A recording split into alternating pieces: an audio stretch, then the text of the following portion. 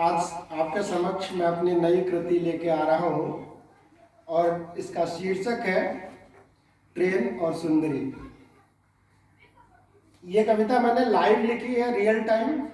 Software engineer हूँ मैं full time और एज ए कवि पार्ट टाइम कविता करता ही हूँ, जैसा आप लोग जानते हैं।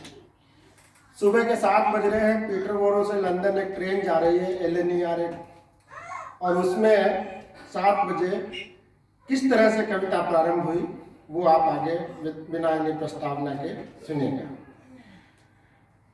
उस नव यौवना की सुंदरता को शब्दों में ना गढ़ सकता हूँ, उस नव यौवना की सुंदरता को शब्दों में ना गढ़ सकता हूँ।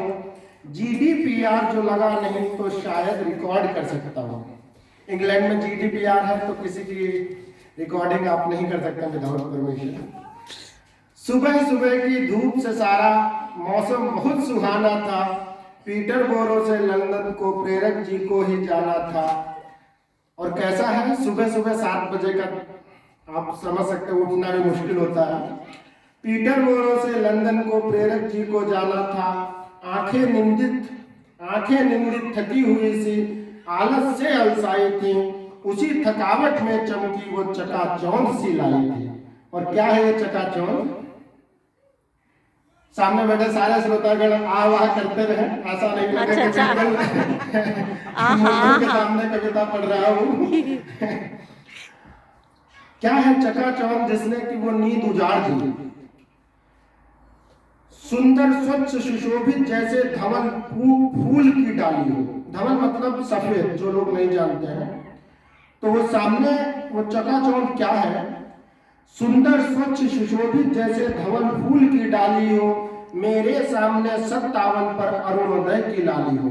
वो सामने सीट 57 पे थी और हम 62 पे। जिन लोगों को नहीं पता है, यहाँ पर इंग्लैंड में जो ट्रेन चलती है, यहाँ पर शताब्दी की तरह दो चेयर आगे पीछे होती है, वैसे हम बैठते हैं। तो 57 के पीछे 62 नंबर चेयर पर मैं बैठा हूँ, 57 पर वो।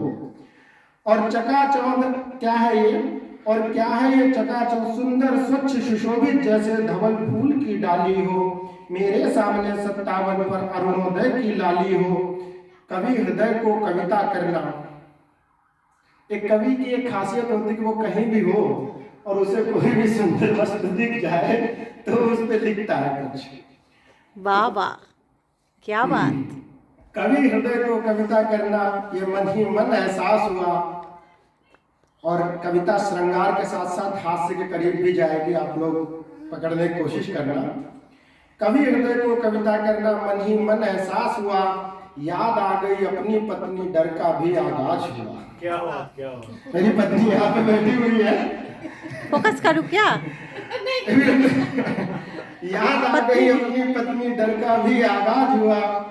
ठिठक कर प्रेरक बैठा, डरा सहमा प्रेरक बैठा पीछे। कविता करूं या ना करूं, कसम तो ठिठक कर प्रेरक बैठा, कविता ना कर पाएगा।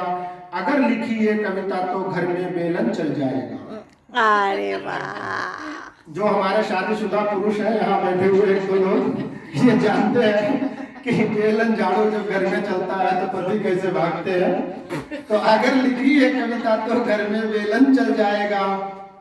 लेकिन एक बार कहते हैं ना, शिव जी 87,000 साल तपस्या में चले गए थे और बीते संवत 787 तजी समाधि शंभु विनाशी। लेकिन कामदेव ने जब उन्हें 2 बाण मारे तो उस टाइम पर शिव जी का तप भंग हुआ और तत्पश्चात उन्होंने अभिशाप दे दिया था, कामदेव भस्म हो गया था। दूसरी लंबी कहानी है, लेकिन कविता को आते हैं फिर से। हमारे यहाँ 16 श्रृंगार बहुत फेमस है, 16 साल की उम्र बहुत फेमस है, 16 सावन बहुत फेमस है और 16 कला के भगवान बहुत फेमस है। भगवान कृष्ण छलिया हमारे। तो इतने में वो 16 वर्षीय ने, 16 मतलब 16, मुझे नहीं पता उसकी उम्र कितनी होगी, लेकिन 16 के करीब लग रही थी। इतने में उस 16 वर्षीय ने हथियार निकाल लिए, मेरे सामने की कुर्सी पर नारी अष्ट बिछाई दिए। 6 से 7 तरीके के ब्रश, सुंदर सा एक शीशा था, भांति भांति के मस्कारे और नींव को रखने वाला था। फाउंडेशन को हिंदी में हम लोग नींव रखना या तैयारी करना बोलते हैं। भांति भांति के मस्कारे और नींव को रखने वाला था। सुंदर के एक शीशे में एक फ्लैश लाइट भी जलती थी। पीछे बैठे प्रेरक को एक चंद झलक सी मिलती थी। और ऐसे ऐसे जैसे मैंने ये आसपास खुद ही अपने आसपास अपने पड़ोसियों से, अपने घर में भी पत्नी से जमा कर रहे हैं, ऐसे कई तरह के बहुत सारे अस्त्र शस्त्र उसने मेज पर सजाए थे और उस तरह से वो धीरे धीरे श्रृंगार कर रही थी। और ये कवि हृदय पीछे बैठा रियल टाइम में कविता लिख रहा था। बिहारी जी ने लिखा है कि कर मुदरी की आरसी प्रतिबिंब पर पाए, पीठ दिए एकटक लखे निधरक दीठ लगाए। हमारे समाज में कहते हैं कि अगर आप किसी प्रेमी जो है अपनी प्रेमिका को नजर भर के देख लें तो समाज वाले नजर लगा देते हैं। तो इसलिए बिहारी जी ने कहा है कि अंगूठी में अपनी प्रेमिका को देखकर प्रेमी जो है वो बिना किसी समाज की चिंता किए अपनी पत्नी प्रेमिका को पूरी तरह से देख रहा है। कुछ कुछ ऐसा ही इस ट्रेन में हो रहा है। सामने वो है और पीछे प्रेरक कविता लिख रहे हैं, लेकिन दिल में पत्नी है तो कोई गलत भाव नहीं है, कविता लिखने तक ही सीमित है। अब यहाँ की ट्रेन क्या है, बहुत सन्नाटे भरी साइलेंट चलती है। तो चलती ट्रेन बिना छुप छुप के, ट्रेन में कोई भी डिस्टरबेंस नहीं है, कोई मतलब छुप छुप नहीं, झनझन पटपट की कोई आवाज नहीं है। ट्रेन चुपचाप एकाएक साइलेंट चली जा रही है।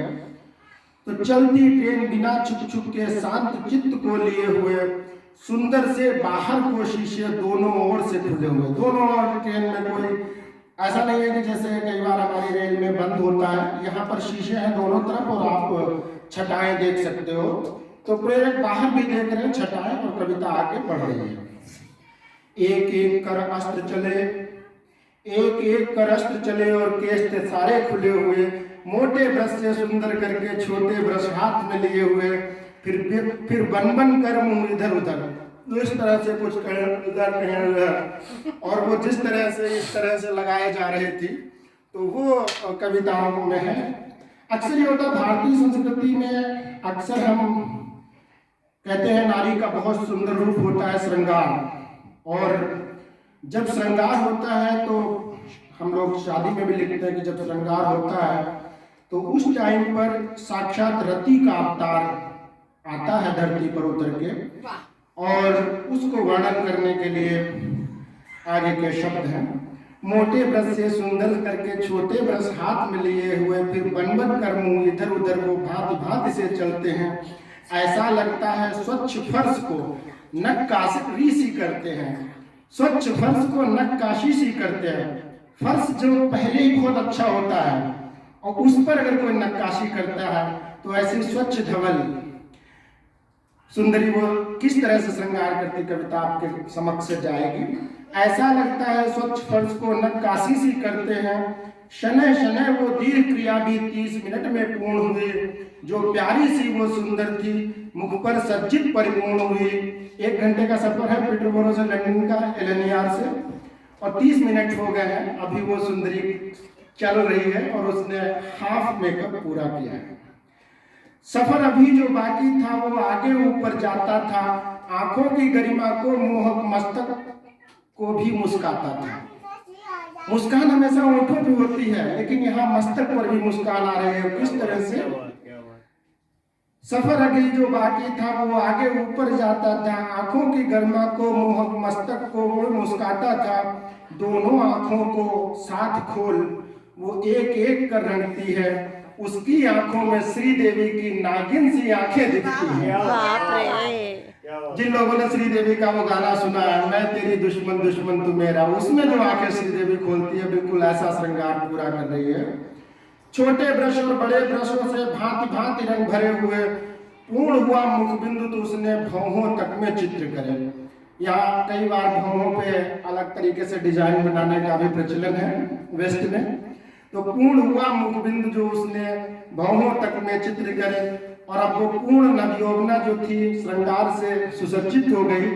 तो आखिरी 4 लाइनों में आपका समर्थन चाहते हुए कविता को यहीं पर खत्म करूंगा, और उन 4 लाइनों को मैं उस युवा पीढ़ी को समर्पित करूंगा जो अपना 16 से 26 की उम्र में अपने लिए भटकते हुए अपना जीवन साथी देखते हैं। वो नव यौवना जो सुंदर थी अब महासुंदरी बन बैठी, जो नव यौवना वो सुंदर थी अब महासुंदरी बन बैठी। किंग्स क्रॉस स्टेशन पर जो ट्रेन हमारी आ बैठी, 1 घंटा पूरा हुआ, ट्रेन हमारी किंग्स क्रॉस लंदन पहुंच गई। प्रेरक जो थे अलबेला मिजाज, अलबेला हमारे अलबेला जी बहुत ही सीनियर कवि हुए हैं और उन्होंने बहुत ही अच्छा श्रृंगार और हास्य की मिक्स कविताएं लिखी हैं। तो अलबेला जी ने कहा है कि अलबेला जी ने कई बार कहा है कि अगर इन्वर्टर पुराना है तो उसमें बैटरी नहीं डाल दो तो पुराना इन्वर्टर भी चल निकलता है। तो कुछ उम्र के उसी पड़ाव पे प्रेरक जी आते हुए लिख रहे हैं कि प्रेरक जो थे अलबेला मिजाज वो दर्शन अब तक कर न सके, अभी तक उसके पूर्ण दर्शन नहीं हुए थे, पीछे से झलक आ रही थी। उतर भागे थे आगे आगे पूर्ण चंद्र के दर्शन को, उतर आगे थे पूरे चंद्र के दर्शन को। टिकट द्वार पर खड़े हुए और कहा विदा उस नटखट को, चली गई वो हिरणी सी, चली गई वो हिरणी सी, बस रहा काफिला कविता है। चली गई वो हिरणी सी, बस रहा काफिला कविता है। लिखते रहना है धर्म कवि का और सुंदरता देना धर्म प्रकृति का। प्रकृति एक से एक सुंदर चीजें बनाती है, झरना, नदी, तालाब, और कवियों का धर्म है इन्हें उतारना अपनी कविताओं में। तो लिखते रहना है धर्म कवि का, सुंदरता है धर्म प्रकृति का, इसलिए कविता को अपनी मैं विश्व पटल पर लिखता हूँ।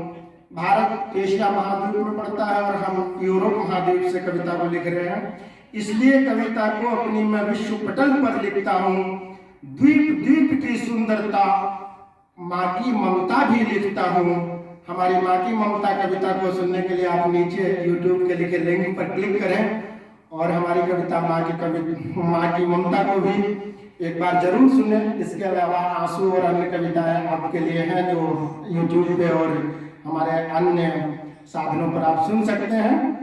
और यहाँ पर आए हुए जो हमने छोटी सी एक महफिल जमाई है पीटरबोरो में, जो हमारे हिंदी भाषी लोग जमा हुए जिन्होंने इस कविता को सराहा और मुझे ये रिकॉर्ड करने के लिए प्रोत्साहित किया, मैं उन सबका धन्यवाद करता हूँ। और ये कविता मैंने सुबह 12 मार्च को 7 बजे ट्रेन में रियल टाइम में लिखी। Thank you for listening. Thank you.